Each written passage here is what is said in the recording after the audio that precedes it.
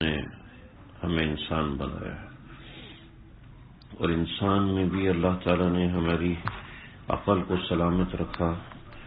اللہ تعالیٰ نے ہمیں کروڑوں آفات سے ہر وقت اور ہر دم بچایا۔ عصر سے لے کے اور عشاء تک آج میری ایک صاحب سے ملاقات ہوئی۔ میں اپنی ملاقاتوں کے احوال نہیں سناتا ہوتا ہوں، میرا مزاج نہیں ہے، لیکن جہاں کہیں بہت ہی زیادہ عبرت ناک اور بڑی ضروری چیز ہوتی ہے، بہت مختصر الفاظ میں وہ سناتا ہوں۔ عصر سے لے کے عشاء تک جو میرا دماغ اور سوچیں جس ادھیڑ بن کا شکار رہی، بڑی عبرت ناک اور بڑی عجیب صورتحال۔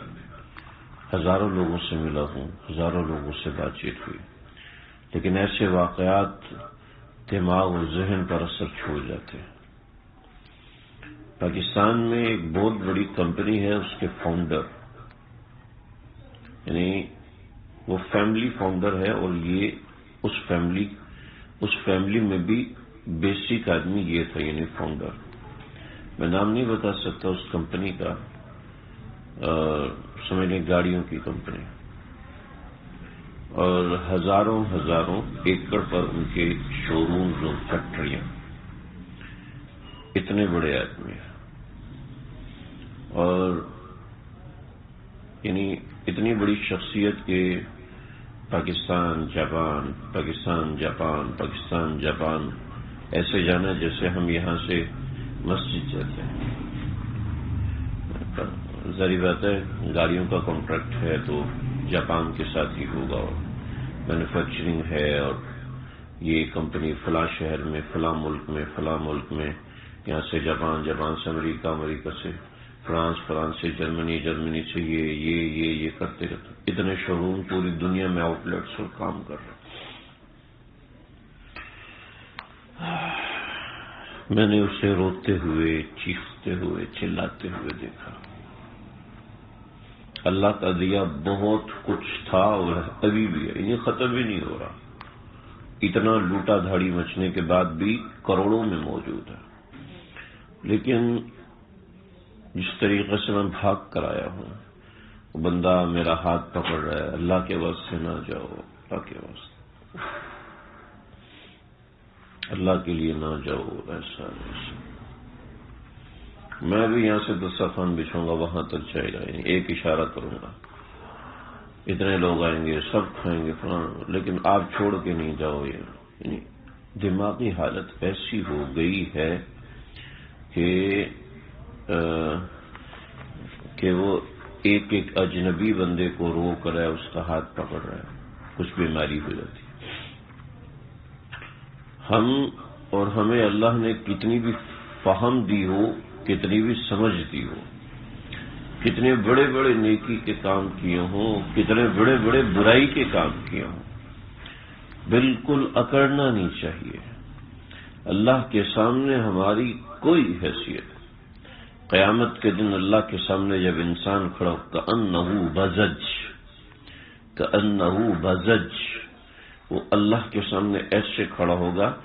بزج کہتے ہیں اس بکری کے بچے کو جو پیدا ہونے کے بعد کھڑا ہونے کی کوشش کر رہا ہوتا ہے، اس کوشش کی کیفیت میں اس کو بزج کہتے ہیں۔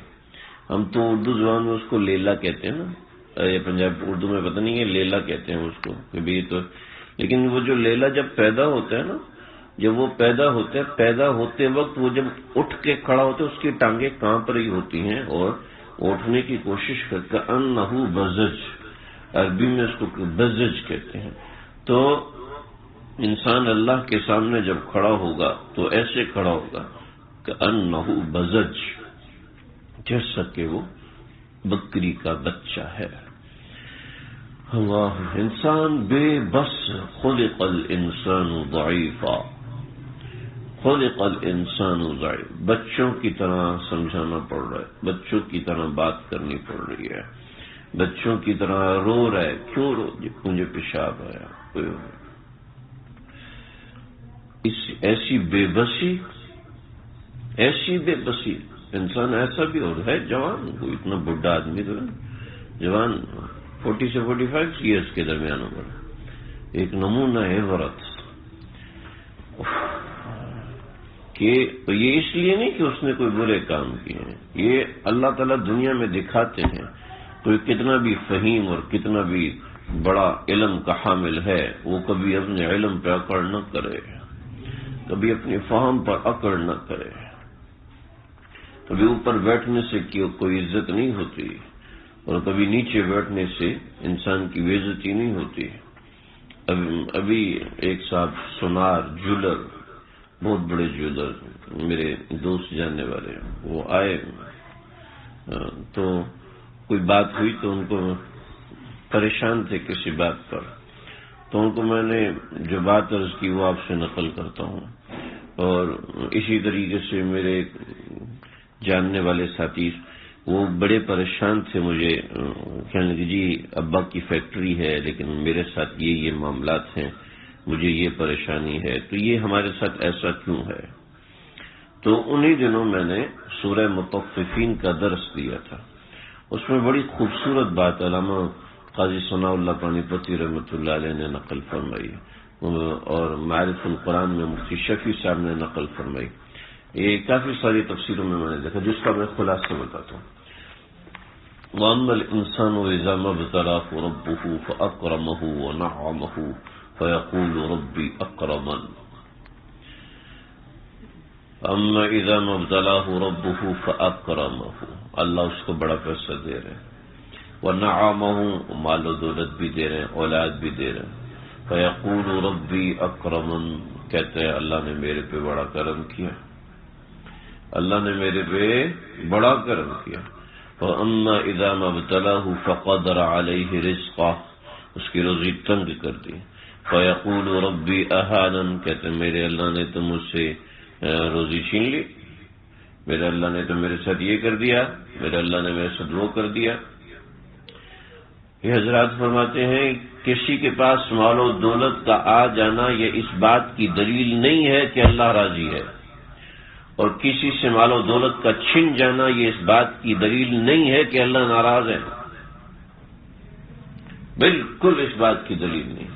چنانچہ کوئی لمبے اور بڑے عہدے پہ آ گیا، کسی کو کروڑوں کی آمدن ہو گئی، تو وہ ہرگز نہ سمجھے کہ اللہ مجھ سے راضی ہے، نہ نہ نہ، اس کا ذریعہ ہے میرے اعمال، اس کا ذریعہ ہے میرے افکار و نظریات، میں کس نظریے کا انسان ہوں، میں کس سوچ و فکر کا انسان ہوں، اس کا بنیادی ذریعہ یہی ہے، یہی بنیادی ذریعہ۔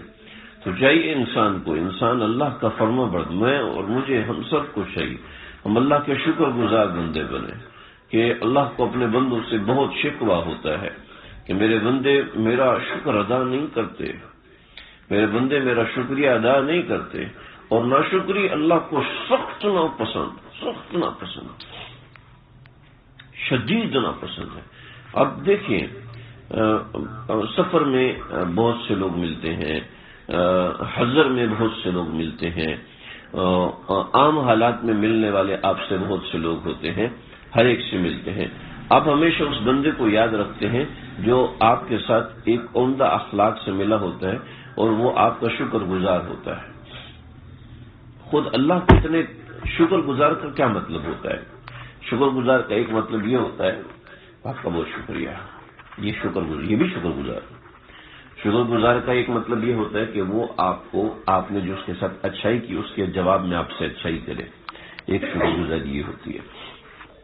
لیکن اس ساری یہ شکر گزاری ہے، ایک زبان سے کہتے تھینک یو ویری مچ، ایک زبان سے ایک آپ نے کوئی کسی کے ساتھ نیکی کی، جواب میں وہ آپ کے ساتھ کوئی نیکی کر دے، آپ کو کوئی دعا دے دے، آپ کے بارے میں اچھے کلمات بول دے، آپ کے بارے میں کچھ اچھی باتیں کہہ دے۔ ان سب کا خلاصہ یہ ہے کہ شکر گزاری کا معنی ہوتا ہے قدردان، ہے نا جی؟ شکر گزاری کا معنی ہوتا ہے قدردان، کہ آپ نے اگر اس کے ساتھ اچھائی کی تو اس نے اس کی قدر کی، یہی معنی ہوتا ہے شکر گزاری کا، قدر کرنا، سامنے والے کی اچھائی کی قدر کرنا، سامنے والے کی نیکی کی قدر کرنا، ہے نا جی؟ یہ اس کی قدردانی۔ سب سے بڑے قدردان اللہ تعالی ہے، سب سے بڑے قدردان اللہ تعالی ہے، اور انسانوں میں اللہ کے رسول صلی اللہ تعالی علیہ وسلم ہے۔ ٹھیک ہے جی، ہمارے اعمال کی اللہ تعالیٰ قدردانی فرماتے ہیں، اور ہمیں کہتے ہیں کہ اس پہ شکر ادا کرو، ہم اور قدردانی کریں گے، کہ اللہ تعالیٰ کا ایک نام شکور بھی ہے۔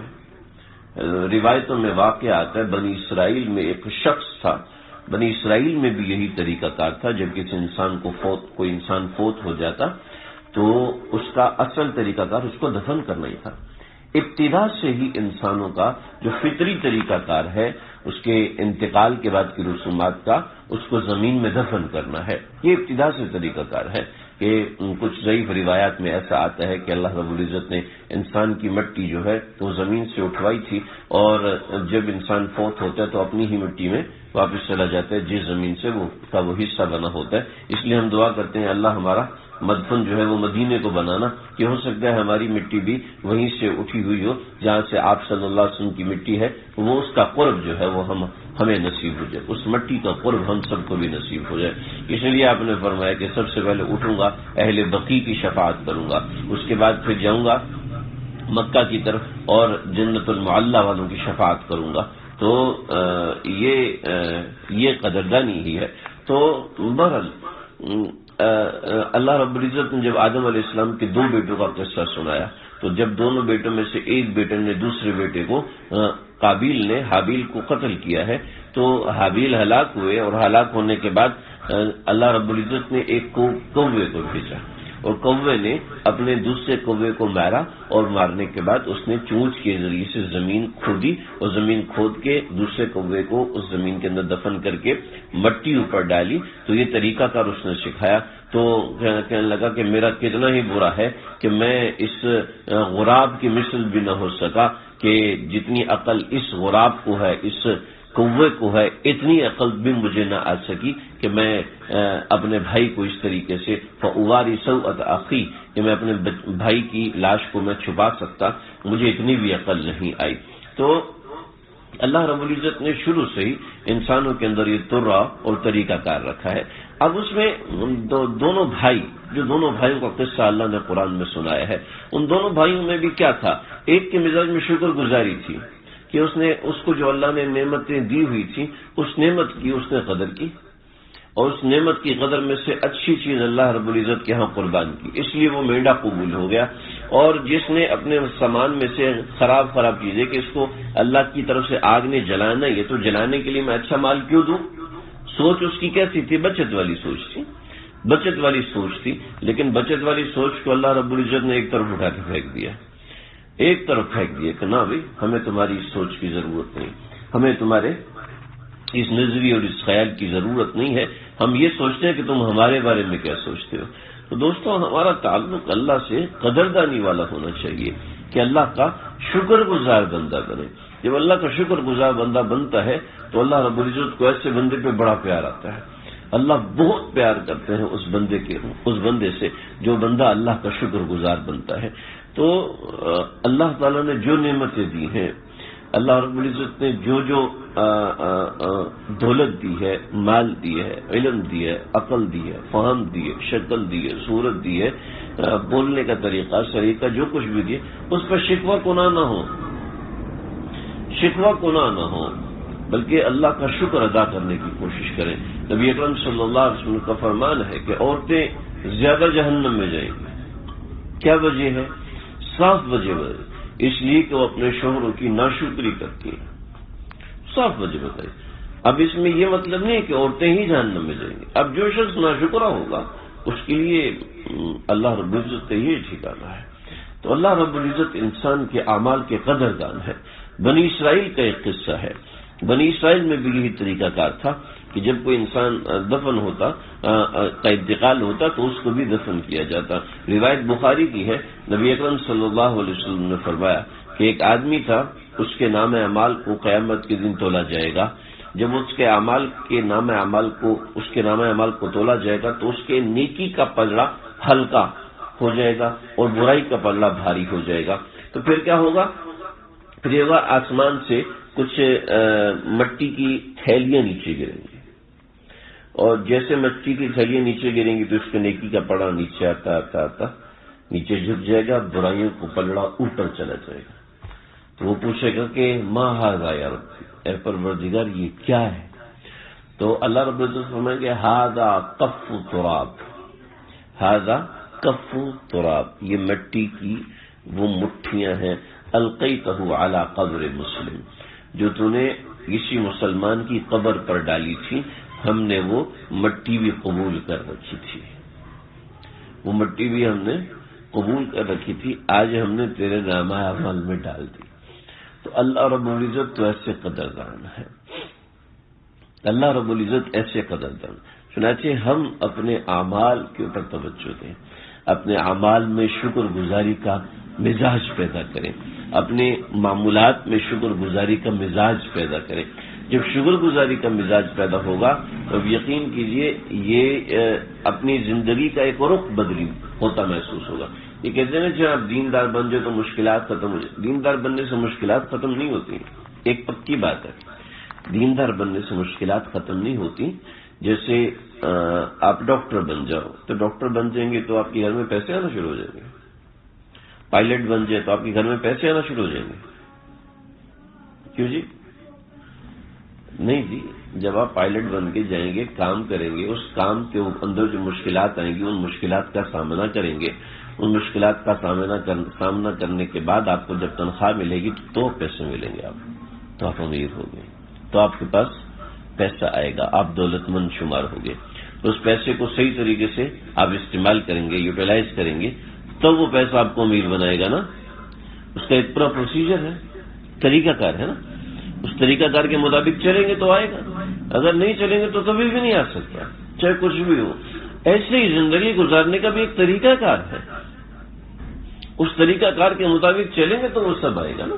اگر اس طریقہ کار کے مطابق نہیں چلیں گے تو سوال ہی پیدا نہیں ہوتا. چنانچہ وہ طریقہ کار شکر گزاری ہے. تو قلیل من عبادی الشکور، بندوں میں بہت تھوڑے ہیں جو میرے شکر گزار ہوتے ہیں، بندوں میں بہت کم ہیں جو میرے شکر گزار ہوتے ہیں. ایک شکر سے انسان کے مزاج میں ایک چیز پیدا ہوتی ہے، اس چیز کا نام ہے تواضع. ہر نیکی دوسری نیکی کو اپنی طرف کھینچتی ہے.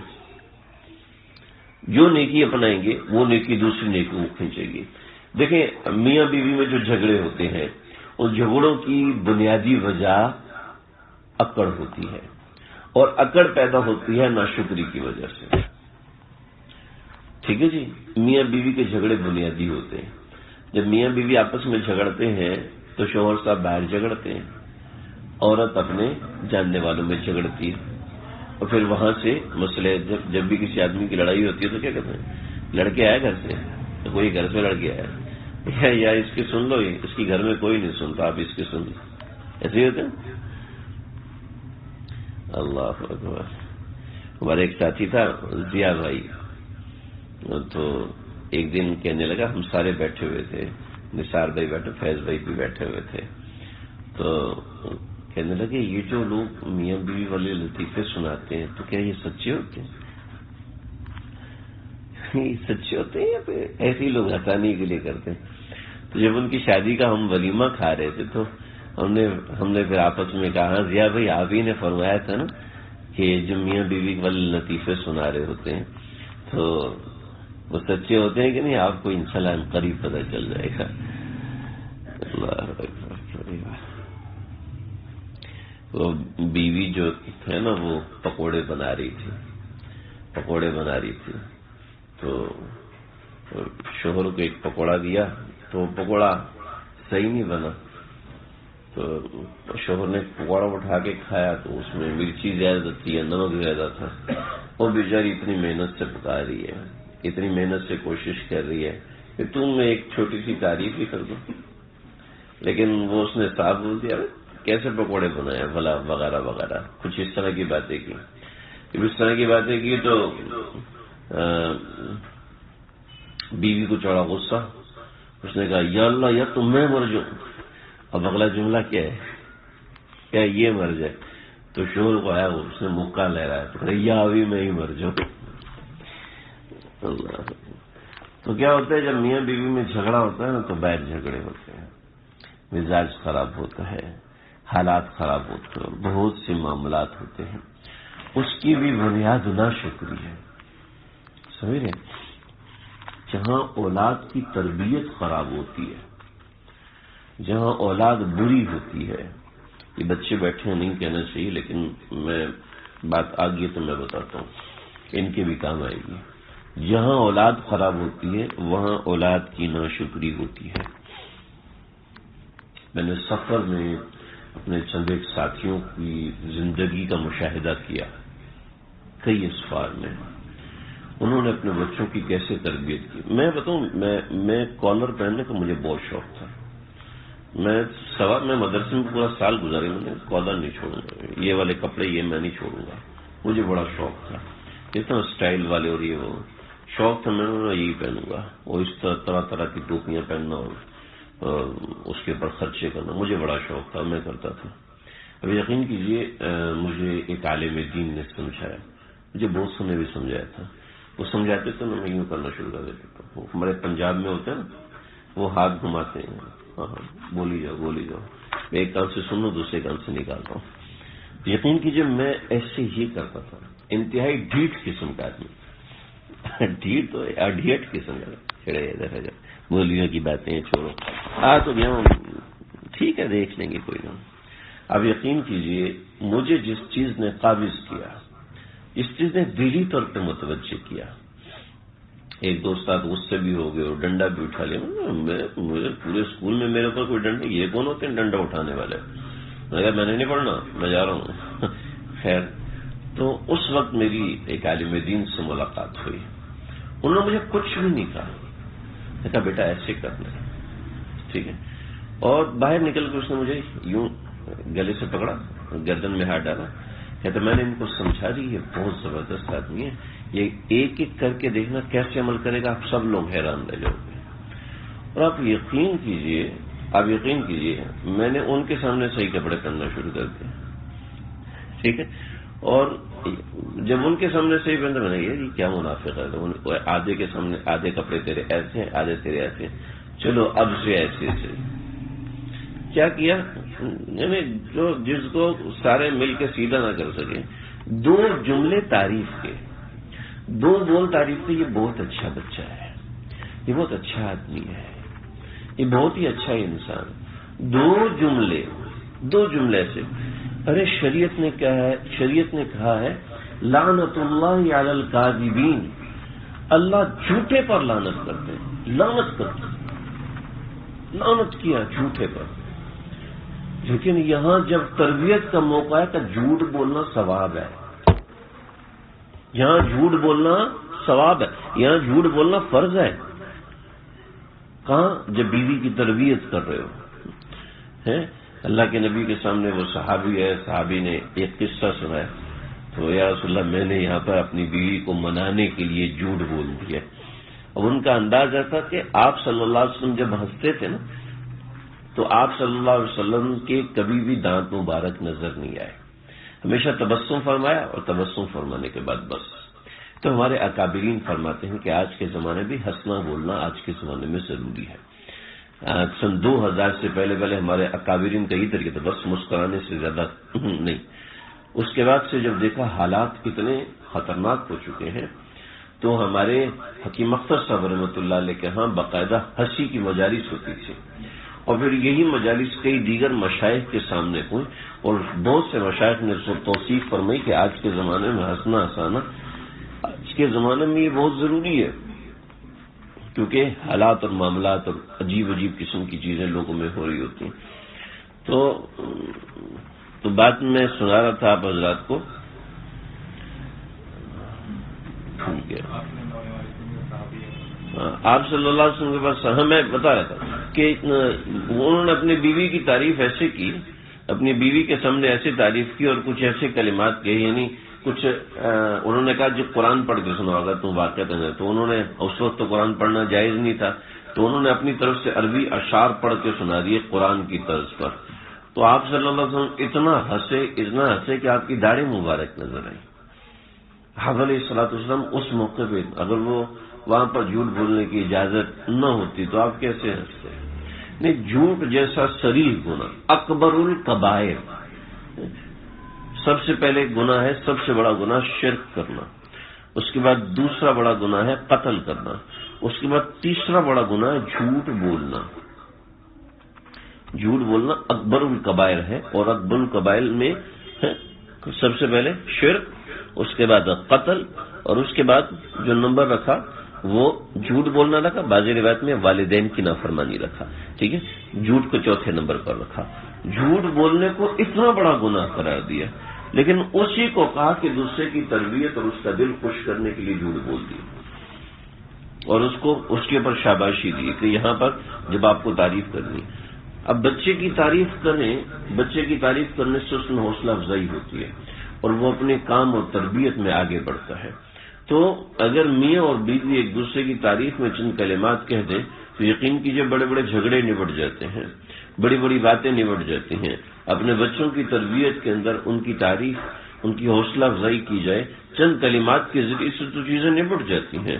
تو میں بتا رہا تھا کہ سب سے بنیادی چیز ہے انسان کا جب گھر خراب ہوتا ہے، معاملات خراب ہوتے ہیں، چیزیں خراب ہوتی ہیں، حالات زندگی خراب ہوتے ہیں، اس حالات زندگی خراب ہونے کی بنیادی وجہ تو یہ ہوتی ہے کہ انسان کے مزاج میں عاجزی نہیں ہے۔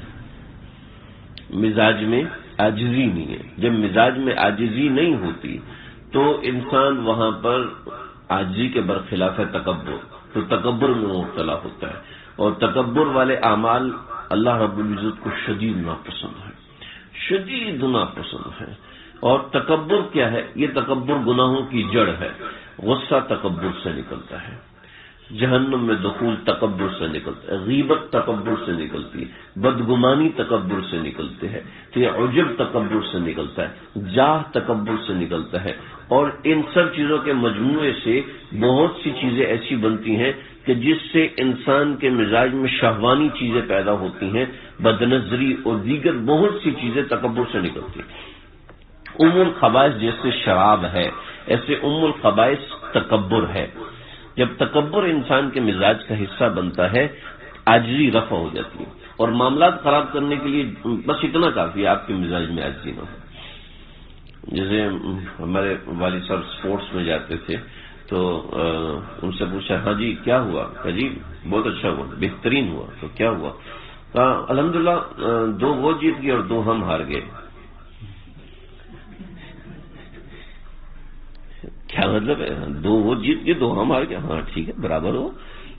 تھوڑی دیر غور کیا، 2 وہ جیت گئے یعنی 4 ہم ہارے، 4 ہم ہارے، تو کیا ہوا؟ صرف بات کا انداز مختلف ہوا اور سامنے والا نارمل ہو گیا۔ اگر وہ یہ ہوتا نا کہ ہم 4 ہار گئے تو کیا ہوتا؟ بات خراب ہو جاتی، بے عزتی بھی ہوتی۔ کہتے ہیں آفیسر اتنا ہنستا تھا، یہی کیا طریقہ بتانے کا؟ ہمارا صرف انداز تبدیل ہو جائے، اپنی نوکری میں، اپنے دفتر میں، اپنے گھریلو معاملات میں، آپ یقین کیجئے اس کا اثر نماز پر پڑتا ہے، اس کا اثر تلاوت پر پڑتا ہے، اس کا اثر ذکر پر پڑتا ہے، اس کا اثر پورے معمولات پر پڑتا ہے جب انسان کے مزاج میں عاجزی ہوتی ہے۔ عبد الکبیر رفاعی رحمۃ اللہ علیہ بہت بڑے اللہ والے، بڑے بزرگوں میں سے ان کا شمار ہوتا ہے۔ شیخ عبد القادر جیلانی رحمۃ اللہ علیہ کے پاس ایک صاحب آئے تو ان کو دیکھا، حضرت جلالی آدمی تھے، شیخ عبد القادر جیلانی جلالی آدمی تھے، حضرت کے 50 بچے تھے، جن میں سے 26 بچوں کا انتقال حضرت کی زندگی میں ہوا، اور 24 میں 12 لڑکے تھے اور 12 لڑکیاں تھیں۔ سب سے بڑے تھے شیخ عبد الرزاق، اور شیخ ادھر بیٹھتے اور شیخ ادھر بیٹھتے، اور پھر درس ہوتا تھا ان کا، اور کمال درجے کی ذہانت اور فقاہت تھی۔ حنبلی تھے لیکن اپنے بچوں سے کہتے تھے حنفی رہنا، فقہ حنفی کو فالو کرنا، اپنے بچوں کو یہ کہتے تھے، لیکن ظاہر بات ہے جو باپ ہوگا بچے وہی ہوں گے۔ تو شیخ عبد القادر جیلانی بڑے صاحب کشف اور بڑے بزرگوں میں شمار ہوتے ہیں، ذکر کرنا شروع، کتابیں بھری ہوئی حضرت کے ذکر سے۔ تو ایک شخص آیا تو اس کے چہرے پر عجیب سی وہ تھی، ویرانی تھی اور ایسی چیزیں تھی۔ تو حضرت کے پاس آیا کہ کیا کرنے کا؟ اصلاح کرانے ہو کہ جاؤ تمہاری نیت نہیں ہے، تمہاری نیت نہیں ہے۔ بھائی ان کو کیسے پتہ چلتا ہے؟ اصل میں جو بیٹھا ہوں نا یہ کاغذ لے کر میں نے اعتراض کرنا ہے بزرگوں کے اوپر تو اس کو وہی ملتا ہے. بھی ایچ آر والے کیسے فیصلہ کر لیتے ہیں یہ بندہ صحیح ہے یا غلط ہے؟ یہ وہ بھی باتیں کرنے سے فیصلہ کرتے ہیں، یہ بھی باتیں کرنے سے فیصلہ، تو اس میں کون سی ایسی غلط بات ہے؟ تو کہا کہ نکل جاؤ یہاں سے.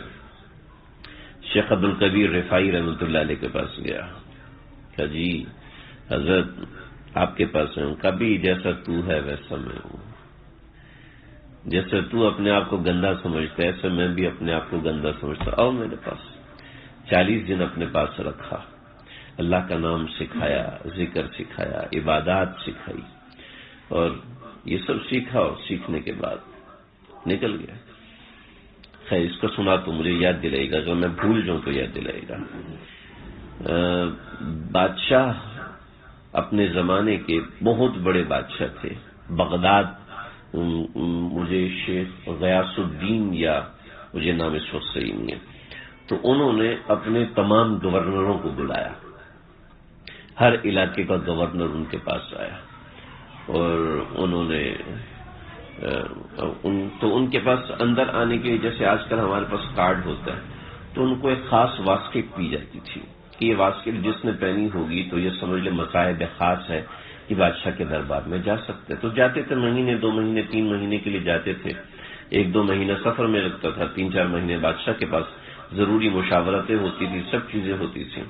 تو بادشاہ کے پاس پہنچے تو بادشاہ نے ایک صاحب کو دیکھا کھڑے ہوئے، اس کے ناک میں کوئی مچھر چلا گیا یا کیا ہوا جس کی وجہ سے اس کو چھینک آئی. جب چھینک آتی ہے تو لامحالہ ناک سے کچھ پانی نکلتا ہے. اس نے وہ جو پوشاک تھی اس سے یوں ناک صاف کی. تو بادشاہ نے دیکھا میرے سامنے کھڑے ہو اور پوشاک سے ناک صاف کر رہے ہیں. آج کل تو وہ زمانہ نہیں رہا نا، آج کل کا زمانہ اور ہے. پہلے زمانے میں دربار شاہی کے آداب اور ہوتے تھے، دربار شاہی کے حالات اور معاملات اور ہوا کرتے تھے. کوئی بادشاہ کے سامنے ہل نہیں سکتا تھا. ایسی تو حجاج ابن یوسف نے اپنی تلوار سے 1,20,000 انسانوں کو قتل نہیں کیا. حضرت حسین کو ایسے ہی تو شہید نہیں کر دیا، تو بادشاہ کے سامنے زبان ہلا رہے تھے. آپ صلی اللہ علیہ وسلم نے فرمایا کلمۃ حق عند سلطان جائر افضل الجہاد، افضل جہاد یہ ہے کہ سلطان جائر جو ظالم سلطان ہے اس کے سامنے کلمہ حق بولو. آج کل تو وہ چیز نہیں رہی نا، نہ بادشاہوں میں وہ جاہ و جلال رہا، اور کیونکہ ان میں کوئی عزت اور ایمانداری ویسی چیز رہی نہیں تو ان کے دربار میں کچھ ایسا. جیسے آپ جائیں لاہور میں دیوان عام اور دیوان خاص ہے، تو دیوان خاص میں ہر بندہ نہیں آ سکتا تھا، اس کے بڑے آداب ہوتے تھے اور بڑی چیزیں ہوتی تھی. اگر کوئی بات کرتا تو کہتے تھے بادشاہ سلامت جان کی امان چاہتا ہوں پھر بات کرنا چاہوں گا، تو پھر جب امان ملتی تھی پھر بات کرتا تھا، ورنہ بات کرنے کی ہمت نہیں ہوا کرتی تھی ایسے لوگوں میں. تو یہ اس نے جیسے ہی ناک صاحب کے بادشاہ نے کہا جاؤ نکل جاؤ یہاں سے، میرے دربار سے نکل جاؤ، تمہاری جگہ ہم دوسرا گورنر لگا دیں گے، تمہیں بادشاہ کے دربار میں کھڑے ہونے کا ادب ہی نہیں آتا. تو یہ تھے خان صاحب، یہ جناب وہ ہو گئے، گرم ہو گئے. یہ کیا طریقہ ہے؟ ایک آدمی نے صرف ناک صاف کی ہے اور آپ ناک صاف کرنے کے اوپر اس کو دربار سے نکال. کہتا ہے اچھا تم بھی میرے سامنے زبان کھول کر کہا میں زبان اس لیے کھول رہا ہوں کہ میں پوشاک اتار کے دی اور نکلا. کچھ لوگ ایسے ہوتے ہیں، خاص طور پر یہ تھا بلخ کا گورنر. تو کہا کہ بادشاہ کی اتنی سی بات کے اوپر نکال دینا سمجھ میں نہیں آتا. نکل گئے، جب نکل گئے تو کہنے لگے کہ اب تو میں کہیں جا نہیں سکتا کیونکہ بادشاہ نے مجھے بلخ سے بھی نکلوا دینا، اور ظاہر بات ہے میں ایسے بادشاہ کا مصاحب خاص رہ بھی نہیں سکتا. تو کہنے لگے میں جاتا ہوں جنید بغدادی کے پاس. تو حضرت جنید بغدادی رحمۃ اللہ علیہ کی خدمت میں حاضر ہوئے. پوچھا جی کیا ہوا؟ جی یہ ہوا. اچھا آپ کو مجلس میں بیٹھنے کی اجازت نہیں ہے، آپ صرف خانقاہ کی صفائی کیجیے کا جو حکم. 1 برس تک خانقاہ کی صفائی کی، 1 برس تک خانقاہ کی صفائی کی. تعلق مع اللہ لینا، عاجزی اور انکساری حاصل کرنا، اس سے جو دل میں کیفیات حاصل ہوتی ہیں وہ کتنے اونچے درجے کی ہوتی ہیں. آج کل تو خواب ہی ہے، خواب بھی آج کل ایسے نہیں ہے، خواب میں بھی یہ ہوتا ہے کہ میں نے گھر بنانا ہے، میں نے گاڑی لینی ہے، میں نے یہ میں نے فلاں سے شادی کرنی ہے، خواب بھی ایسے ہی آ رہے ہوتے ہیں۔ تو وہاں سے 1 سال گزرا تو پوچھا ہاں میاں کیا مسئلہ ہے؟ حضرت بلخ کا گورنر تھا اور بادشاہ کے دربار میں یہ ہوا، اور تم گورنر رہے ہو، کتنا عرصہ گورنری کی؟ اتنا عرصہ گورنری کی۔ اچھا اچھا اچھا، یعنی کہ شروع سے شاہی خاندان سے تعلق رکھتا تھا؟ جی بالکل رکھتا ہوں۔ کہا ٹھیک ہے، آپ ایسا کریں کہ سلفر کی دکان کریں، گندھک کی دکان کریں۔ اب سلفر جو ہے نا وہ جلانے کی، جیسے آج کل ماچس ہے نا، آج کل تو ماچس ہے، پہلے زمانے میں جلانے کے لیے جو میٹیریل تھا وہ سلفر کے طور پہ، یعنی ابتدائی جلانے کا جو میٹیریل تھا وہ سلفر کے طور پہ استعمال ہوتا تھا، اور سلفر جن حضرات نے دیکھا ان کو پتہ ہے اس میں کتنی بدبو ہوتی ہے سلفر کے اندر، تو سلفر وہ لگاؤ، یعنی آپ ماچس کی تیلی کو سونگے نا کان سے لگا کے، ٹھیک ہے، اس کی ویسی بدبو دور دور سے آ رہی ہوتی ہے، ایسا برا ہوتا ہے سلفر کی اسمیل۔ تو سلفر کی دکان میں شاہی خاندان کا پلا ہوا آدمی ہے، جو خوشبو ایک پورے خوشبو ایسے انڈیل کے کپڑوں پہ چھڑکتا ہو۔ میرے بھائی عمرے پہ گئے نا تو مسجد نبوی میں ایک شیخ آ کے بیٹھا، تو اس نے وہ خوشبو کی اتنی سی بوتل کا یہ لگاؤ، لگا کے واپس کر دیا، پخی آگے دو، انہوں نے آگے دی وہ پوری جگہ، انہوں نے خوشبو بڑی زبردست ہے، میں باہر جا کے پتہ کیا تو انہوں نے 10,000 ریال کی ہے، 10,000 ریال کی وہ ایک خوشبو جو اس نے فری میں ایسے لگا دی، وہ ہر نماز میں لوگوں کو لگاتا ہے۔ تو ایسے تو رئیس لوگ ہوا کرتے تھے، تو جناب کہنے لگے کہ یہ خوشبو سے کم تو اب اتنی بدبو میں کیسے؟ اب سلفر خریدنے والے کون لوگ ہوں گے؟ ابے تبے کرنے والے لوگ ہوں گے نا، خوشبو خریدنے والے۔ اب یہ تو گورنر ہے، یہ جی حضور کیا حال ہے جی فرمائیے، اس سے نیچے تو بات ہوتی نہیں، دیتا ہے کہ نہیں دیتا؟ اب اس کے ساتھ اس لینگویج میں بات ہو، مزدور طبقہ کیسے بات کرتا ہے؟ اب بندے کا اس کو برداشت کرنا ہی بڑا مشکل ہوتا ہے۔ 1 سال گزار کے آئے اور کہا حضرت 1 سال گزر گیا، کہنے لگے اچھا چلے 1 سال اور گزارا، تو میری جان نکل رہی ہے، آپ کو ایسے پڑی ہے؟ کبھی ہم نے آپ کو سزا تو نہیں دی، ہم نے تو آپ کی تربیت کے لیے آپ کو بھیجا۔ تو سمجھ گئے کہ شیخ کا مقصود وقت گزروانا نہیں ہے، بلکہ شیخ کا مقصود کچھ اور ہے۔ چنانچہ اب 1 سال جو گزارا تو دل جمی سے گزارا، مزاج میں تواضع آ چکی تھی، وہ اکڑفو نکل چکی تھی۔ پھر فرمایا کہ اب جاؤ بلخ میں، اتنا عرصہ تم نے گورنری کی ہے اور تم ہی سب سے بڑے تھے، جاؤ جس کے ساتھ ظلم کیا ہے سب سے لکھوا کے لاؤ کہ تم نے معاف کر دیا۔ ہوئے ہوئے ہوئے ہوئے، اب گئے ہیں کتابوں میں لکھا ہے عجیب و غریب واقعات ہوئے ان کے ساتھ۔ قصہ مختصر یہ کہ کسی نے کہا کہ 3 دن میرے گھر کے سامنے دھوپ میں کھڑے ہونا ہے، کسی نے کہا کہ میرے گھر کی تعمیر ہو رہی ہے، مجھے مزدور کی ضرورت ہے، تمہیں 1 مہینہ مزدوری کرنی پڑے گی پھر لکھ کے دوں گا۔ 3 سال لگے لوگوں سے معافی مانگنے میں، کیونکہ معاف کرنے والے بھی پٹھان تھے نا، خان لوگ تھے، لوگ ایسے نہیں معاف کریں گے، چھوڑیں گے نہیں، پہلے یہ کرو تو پھر معاف کریں گے، سچے اور کھرے لوگ تھے۔ چنانچہ لکھ کے کاغذوں کا پلندہ اٹھایا اور لے کے گئے حضرت کے دربار میں۔ صرف 6 مہینہ حضرت کی مجلس میں شریک ہوئے، اللہ کے ایسے عاشق بن گئے کہ گلی سے گزرتے کوئی اللہ کا نام لیتا ہوتا نا تو دیوار سے لگا کے ٹیک بیٹھ جاتے اور جی بھر کے اللہ کا نام سنوں گا پھر اٹھوں گا، ایسے اللہ کا عشق بنے۔ یہ شخص بنے تھے علامہ شبلی نعمانی، یہ گورنر بنا علامہ شبلی نعمانی۔ تو بات ادھر نکل گئی کہ جب بندہ اللہ والوں کے ساتھ رہتا ہے نا تو دل میں نرمی پیدا ہوتی ہے، مختلف چیزیں دیکھنے کو ملتی ہیں، مختلف چیزیں سمجھ آتی ہیں، مختلف چیزیں اللہ دکھاتے ہیں، ایک نیا جہان ہے، ایک نئی چیزیں ہیں۔ جو آدمی کسی کام میں ماہر ہو جاتا ہے نا تو پھر اس کو استاد کی ضرورت نہیں رہتی، پھر وہ خود اس میں ماسٹر بنتا ہے، طرح طرح کی نئی چیزیں اس میں نکالتا ہے، اس کو سمجھ میں آتی ہیں۔ وہ کون سکھا ہوتا ہے؟ وہ اللہ انسان کا دماغ کھول رہے ہوتے ہیں۔ تو یہ میں سنا رہا تھا واقعہ کس کا، عبد الکبیر رفاعی رحمۃ اللہ علیہ کا۔ عبد الکبیر رفاعی رحمۃ اللہ علیہ نے کچھ وقت اپنے ساتھ رکھا، پھر شیخ عبد القادر جیلانی کی مجلس میں لے کر گئے۔ جب شیخ عبد القادر جیلانی نے اسی شخص کے چہرے کو دیکھا تو اٹھ کے کھڑے ہو گئے، استقبال کیا اور کہا کہ میرے دوست کی 40 دن کی صحبت نے تمہیں کوئلے سے ہیرا بنا دیا۔ اللہ اکبر۔ شیخ عبد الکبیر رفاعی رحمۃ اللہ علیہ فرماتے ہیں کہ میں نے خواب دیکھا، بہت بڑے آدمی، یہ وہ شخص ہیں جو روزہ اطہر صلی اللہ علیہ وسلم پہ حاضر ہوئے۔ روزہ اطہر صلی اللہ علیہ وسلم کے اوپر جالی ہے، یہ جالی لگی ہے کچھ سال پہلے، کوئی 300-400 سال پہلے یہ جالی لگی ہے۔ اس سے پہلے یہ جالی نہیں تھی، بلکہ روزہ اطہر صلی اللہ علیہ وسلم کی دیوار تھی۔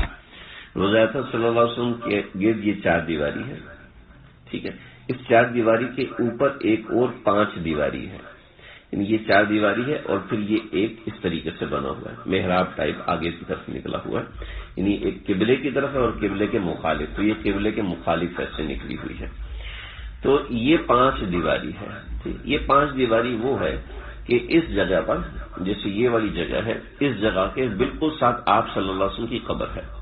ابھی ہم صلاۃ والسلام پیش کرتے ہیں یہاں سے، اس وقت یہ لوگ صلاۃ والسلام یہاں سے ریاض الجنہ میں کھڑے ہو کے پیش کرتے تھے کہ آپ علیہ السلام کی قبر مبارک بالکل ساتھ دیوار کے جڑی ہوئی ہے، ٹھیک ہے۔ ابھی تو چونکہ ادھر بھی دیوار بن گئی اور یہاں جالی لگ گئی تو ہمیں اچھا خاصا فاصلہ ملتا ہے۔ تو یہ دیوار کے ساتھ کھڑے ہوئے تھے اور دیوار کے ساتھ کھڑے ہوئے یہ آئے ہیں دربار میں، نبی اکرم صلی اللہ علیہ وسلم کی خدمت میں حاضر ہوئے۔ یا رسول اللہ، یہ سارے تو آپ کو سلام پیش کر رہے ہیں، لیکن میں تو آپ کا رشتہ دار ہوں، میں سلام بھی کروں گا اور مصافحہ بھی کروں گا، میں ایسے نہیں جاؤں گا۔ کتابوں میں لکھا ہے شیخ عبد القادر جیلانی رحمۃ اللہ علیہ بھی اس وقت وہاں موجود تھے اور زائرین میں شامل تھے، دیکھنے والوں میں شامل تھے، کہ اندر سے ایک ہاتھ مبارک نکلا جن کو عبد الکبیر رفاعی نے مصافحہ کی اور اس کو بوسہ لیا۔ اللہ اکبر۔ اتنی بڑی سعادت ملنے کے بعد انہوں نے کیا کیا، یہاں سے جب سلام پیش کر کے لوگ باہر نکلتے ہیں وہاں پہ لیٹ گئے اور لوگوں سے کہہ رہے کہ میرے اوپر سے پاؤں رکھتے ہوئے گزرو۔ ایسا ہوتا تھا کہ اس زمانے میں قاضی کبھی کسی کی سزا مقرر کر دیتے تھے کہ لوگوں میں رسوا کرنے کے لیے ایسے کہ لوگوں کے چپلوں کے پاس بیٹھ جاؤ، لوگ تمہارے اوپر سے پاؤں رکھتے ہوئے گزرے، تو لوگ بھی پاؤں رکھتے ہوئے گزر، لوگوں کو کیا پتہ یہ کون آدمی ہے۔ تو فرماتے ہیں کہ اس بندے میں کہ مجھے یہ محسوس ہوا کہ اتنی بڑی سعادت مجھے ملی ہے تو کہیں ایسا نہ ہو کہ اس کا تکبر آ گیا ہو، تو میں نے چاہا کہ لوگ میرے اوپر سے پاؤں رکھتے ہوئے گزرے تاکہ میرے اندر اگر یہ تکبر آیا تو یہ ختم ہو جائے۔ تو یہ عبد الکبیر رفاعی ہے۔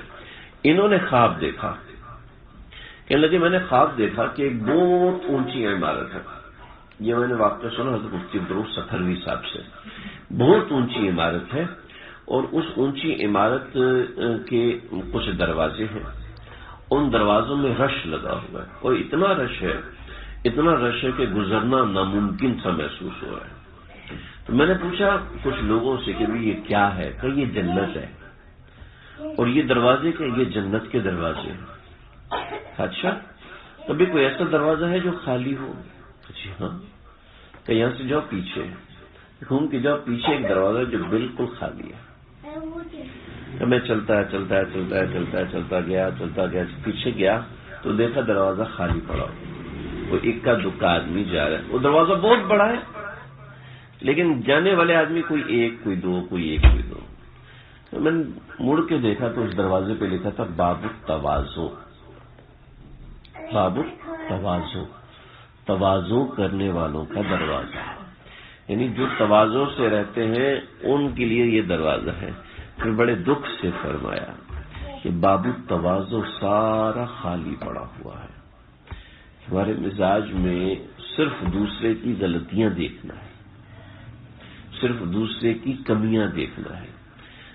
جب ہم دوسرے کی کمیاں دیکھتے ہیں، غلطیاں دیکھتے ہیں، مزاج میں مختلف بیماریاں پیدا ہوتی ہیں۔ میرے استاد جی حضرت مفتی غلام محمد صاحب دامت برکاتہ فرماتے ہیں، دوستو ہم دوسرے کی کتنی برائیوں کو جانتے ہیں، گننا شروع کریں. اگر کسی انسان کو ہم کم تر، حقیر، الٹریٹ، ان پڑھ، نہ سمجھ، کم فہم سمجھتے ہیں، 1 2 3 4 5 6، اب زیادہ سے زیادہ گن سکو گے نا تو 12 13 گن سکو گے. وہ زانی ہے، وہ شرابی ہے، وہ چور ہے، وہ ڈاکو ہے، وہ فلانا ہے، وہ چلو بطور مثال آپ نے 20 گن لی. ہم اپنی کتنی برائیاں گن سکتے ہیں؟ دوسرے کی برائی کے اوپر ہمیں دلیل لانی پڑے گی، اپنی کسی برائی پر ہمیں دلیل نہیں لانی پڑے گی کہ یہ برائیاں ہمارے مزاج میں تواضع پیدا کرنے کے لیے کافی نہیں.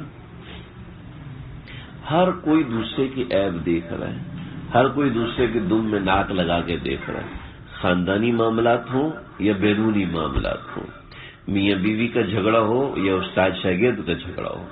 بات یہی ہے کہ انسان جب دوسروں کے عیب تلاش کرنے لگتا ہے تو دوسروں کے لیے اخبار بن جاتا ہے اور اپنے لیے کیا ہے. خالد بن عبداللہ رحمۃ اللہ علیہ 35 سال کی عمر میں عراق کے گورنر تھے.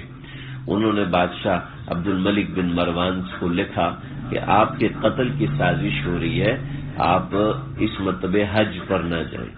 تو عبد الملک بن مروان نے بلایا اور کہا جی میرے قتل کی سازش کون کر رہا ہے؟ کہا کہ مجھے نہیں پتا، چند ایک نام میرے سامنے آئے ہیں لیکن مجھے پکا نہیں ہے، لیکن مجھے یہ کنفرم ہے آپ کے قتل کی سازش کا کون ہے جن کے بارے میں تمہیں اطلاع ملی. تو میں وہ نام نہیں بتاؤں گا کیونکہ مجھے پکا نہیں ہے. کہا نہیں جی تمہیں بتانا پڑے گا. جی تمہیں بتانا پڑے گا. کہا نہیں جی میں نہیں بتاؤں گا. کہا تمہیں قتل کر دوں گا. کہ جی کر دو قتل، میں ایسے کسی کا نام نہیں لوں گا. اور خالد بن عبداللہ عراق کا گورنر تھا، 35 سال عمر تھی. کیا عمر ہے 35 سال؟ 35 سال کی عمر میں قتل ہو گیا، قتل کر دیا. عبد الملک بن مروان نے اسی وقت اپنے سامنے گردن اتروا دی، لیکن اس نے کسی کے عیب کے لیے زبان نہیں کھولی. ہم تو ویسی اخبار بنے بیٹھے ہیں، کسی کی کوئی بات ہوتی ہے ہم فوراً. میں بس ایک صاحب آئے باہر ملک سے آئے کہ جی فلاں حکمران فلاں، یہ میں کسی کی تائید نہیں کر، لیکن چونکہ یہ بات اتنی جی یہ بھی چور ہے، یہ بھی چور ہے، یہ بھی چور ہے. بھائی مجھے نہیں پتا یہ چور ہے یہ ٹھیک ہے، میں نہیں جانتا، نہ میں کسی کی سفید. دیکھو چور کی جو شرعی دلیل ہے وہ ہے آپ کے پاس. کسی کو ہم چور کہہ رہے ہیں اس کی شرعی دلیل ہے آپ کے پاس؟ یہ دلیل کسی کے پاس. چلو جس کے پاس ہے اس کے لیے بھی الاؤڈ نہیں وہ اتنا سرے عام بولے. لیکن ہماری ملکی سطح پر تباہی ہے، ہماری نجی سطح پر تباہی ہے. ہم کسی کی برائی کر رہے ہیں، ہم کسی کی غیبت کر رہے ہیں، ہم اس کا ہم واسطہ ہی نہیں سمجھتے کہ بھئی یہ اس کا کوئی دین سے بھی کوئی تعلق ہے، یہ دین نے بھی اس کے حوالے سے کوئی رہنمائی کی ہوگی. بس ہمیں مطلب ہوتا ہے کہ ہم چونکہ میں فلاں پارٹی سے ہوں، میں فلاں پارٹی کو سچ سمجھتا ہوں، تو اس کا مطلب دوسرے کے اوپر کیچڑ اچھالنا ضروری ہے. جب تک ہم دوسرے کی ٹانگ نہیں کھینچیں گے اس وقت تک یہ میں چونکہ دیندار طبقے سے میرا واسطہ رہتا ہے، میں نے دیندار طبقے میں بہت زیادہ چیز دیکھی ہے. دنیا دار طبقے میں بھی ہے لیکن میں دنیا دار طبقے کو اتنا نہیں جانتا. جو دیندار کے نام سے مشہور ہے میں اس کی بات کروں، باقی ہر مسلمان دیندار ہے بھائی. تو جو دیندار طبقہ اس میں بھی دوسرے کی ٹانگ ضرور کھینچنی. اب یہ ہمارا بین الاقوامی مسئلہ بن چکا ہے. ہماری نجی محفلیں ہوں یا ہماری کوئی معاشرتی محفلیں ہوں یا دوستوں کے ساتھ اٹھنا بیٹھنا ہو، ہم دوسرے کی برائی ضرور کرتے ہیں. وجہ کہ اس کے عیب کے اوپر اتنی نظر ہے. ہمارے استاد محترم، بس میں یہ بات سنا کے ختم کرتا ہوں.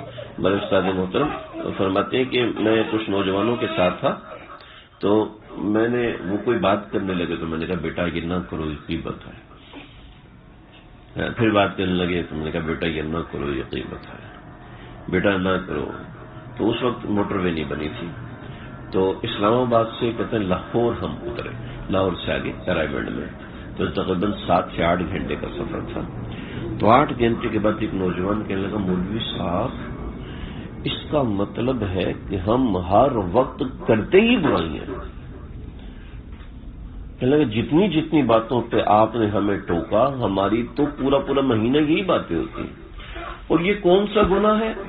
ہم سمجھتے ہیں نماز چھوڑ دی تو یہ گناہ کیا، ہم نے حرام کبھی بھی نہیں کھایا یہ گناہ ہم نے کبھی نہیں کیا. لیکن ویسے ہمارے پلندے بھرے ہوئے داغوں کے ساتھ کہ اس کی بھی برائی کر رہے ہیں، اس کی بھی برائی کر رہے ہیں، اس کی بھی برائی کر رہے ہیں، اس کو بھی برائی نہیں کر رہے، بدگمانی کر رہے ہیں۔ ایک واقعہ میں نے سنایا تھا، بس وہ میں سنا کے ختم کرتا ہوں۔ جنید بغدادی رحمۃ اللہ علیہ کہتے مسجد میں ایک شخص کو دیکھا، خوب قوی ہے، تندرست ہے، موٹا تازہ ہے، بھیک مانگ رہا ہے۔ تو انہوں نے اپنے دل میں کہا کہ بھئی یہ کیا ہے، موٹا تازہ آدمی ہے، ہٹا کٹا ہے، روزی کماؤ، یہ کیا طریقہ ہے؟ اس کو نہیں بولا۔ تو رات کو خواب میں دیکھا کہ کوئی مردے کا گوشت کھانے کو کہہ رہے ہیں، تم نے انکار کیا۔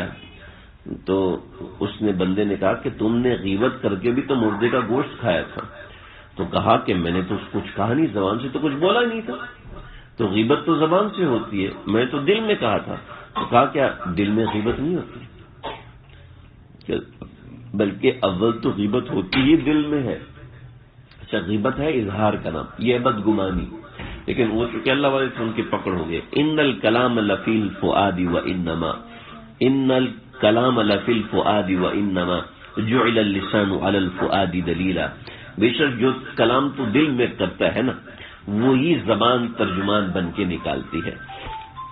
تو آپ بیدار ہوئے اور چلے معاف کرانے، تو اس شخص کو آتے ہوئے دیکھا، اس شخص نے آتے ہوئے دیکھا تو دور سے پڑا، وَهُوَ الَّذِي يَقْبَلُ التَّوْبَةَ عَنْ عِبَادِهِ، وہ اپنے بندوں کی دعائیں قبول کرتا ہے، ان کی توبہ کو قبول کرتا ہے۔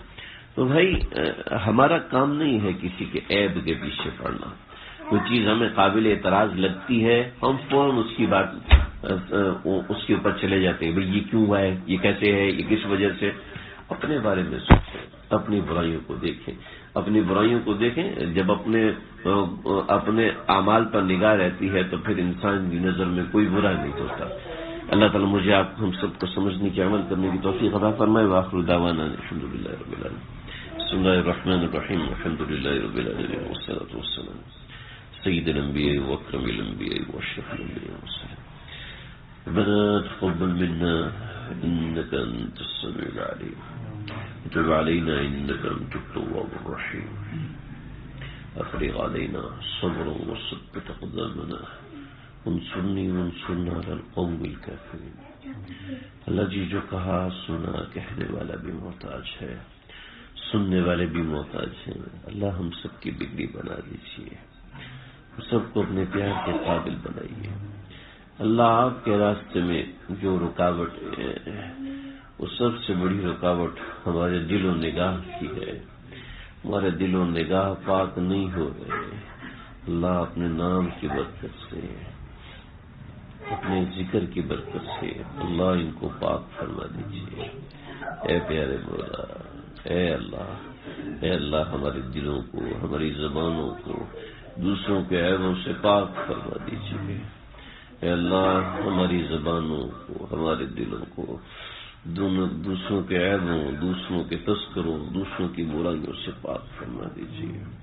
اے دونوں جہانوں کے پروردگار، اپنی رائے دوسروں پر تھوپنے والے نہ بنے، اپنی رائے دوسروں کو حکم کے درجے میں بتانے والے نہ بنے۔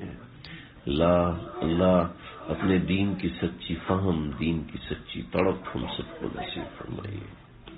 اے اللہ دین کی سچی فہم ہمیں نصیب فرمائیے۔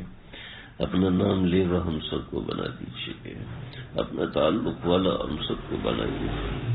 تیرے پیغمبر صلی اللہ علیہ وسلم کے حضور میں جب ہمارے اعمال پیش کیے جائیں تو آپ کا چہرہ خوشی سے مسکرا اٹھے، خوشی سے کھلکھلا اٹھے۔ ایسے اعمال کرنے کی توفیق دیجیے، ایسے اعمال کا مزاج کا حصہ بنائیے، ایسے مزاج کو ہمارا مزاج بنا دیجیے، ایسے اعمال کو ہمارے مزاج کا حصہ بنا دیجیے۔ اے پروردگار، جو لوگ پریشانی میں ہے، تکلیف میں ہے، سب کی پریشانیوں کو، تکلیفوں کو دور فرمائیے۔ جو لوگ بیمار ہیں گھروں میں، اسپتالوں میں، سب کو شفا کلی عطا فرمائیے، صحت کاملہ عاجلہ مستمرہ عطا فرمائیے۔ زاہدہ بنت انور کے لیے دعا کریں، اللہ تعالیٰ انہیں بھی شفا عطا فرمائے۔ سانس کا مسئلہ ہے، اللہ تعالیٰ مکمل صحت عطا فرمائے۔ جو ہمارا بیان شروع ہوا، جن صاحب کی طبیعت کی ناسازی کے اوپر بیان شروع ہوا، اللہ ان کو بھی مکمل صحت عطا فرمائے۔ اللہ ان کو بھی مکمل صحت عطا فرمائیے.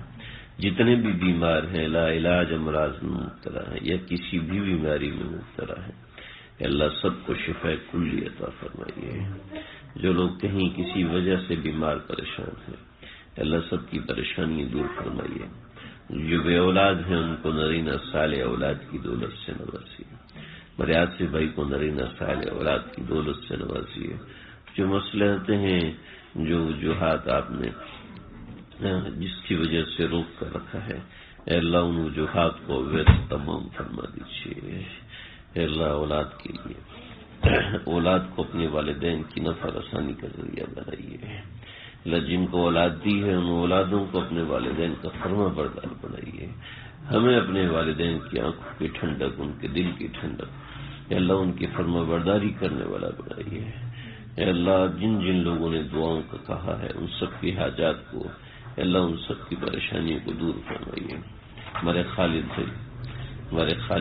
ڈاکٹر خالد بھائی، خالد محسن بھائی، پھر ان کے تو جملہ مقاصد حسنہ پورے فرمائیے. ہمارے کاشف بھائی نے دعاؤں کا کہا ہے، اے اللہ ان کی پریشانی دور فرمائیے. ہمارے نعمان بھائی کے بیٹے عبداللہ کو، حسن کو، ان کے والدین کو صحت کلی سے نوازیے، تکالیف کو دور فرما دیجیے. اور بھی ہمارے بہت سے ساتھیوں نے دعاؤں کا کہا ہے، ان سب کی حاجات کو پورا فرمائیے. جو بے روزگار ہیں صحیح اور صالح اور نیک اور صالح روزگار عطا فرمائیے. اے اللہ ہمارے ملک کو استحکام نصیب فرما دیجیے. اے اللہ اس ملک کو استحکام نصیب فرمائیے. جو معاشی پریشانی اس ملک میں چل رہی ہے اللہ دکھ فرما دیجیے. جو لوٹ گھسوٹ کا بازار گرم ہے اللہ ختم فرما دیجیے. اس ملک کے اوپر اپنی رحمت نازل فرمائیے، رحمت نازل فرمائیے. ربنا تقبل منا انك انت السميع العليم تب علينا انك انت التواب الرحيم. وصلى الله تعالى على خير محمد وآله وصحبه.